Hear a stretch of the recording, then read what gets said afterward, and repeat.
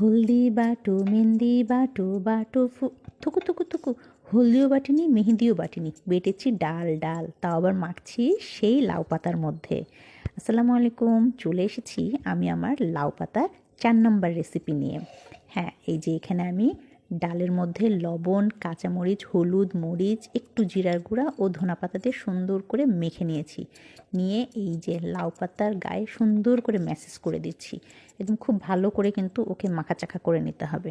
তারপরে পাতাটাকে ফোল্ড করে নিয়ে ওর উপরেও ওকে ভালোভাবে মাখাতে হবে। মোট কথা, পাতাটা যতগুলো ফোল্ড হবে ততগুলো ফোল্ডেই সুন্দর করে ডালগুলোকে মেখে নিতে হবে।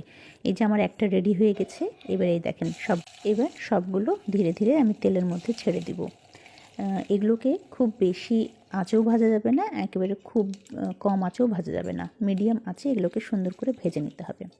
হায় রে লাউয়ের পাতা রে, কত কিছু রেসিপি আমাকে শিখায় দিল। অবশ্য এই রেসিপিটা এর আগেও আমি করেছি, কিন্তু এবার আবার করলাম, যেহেতু লাউ পাতা দিবস চলছে আর কি।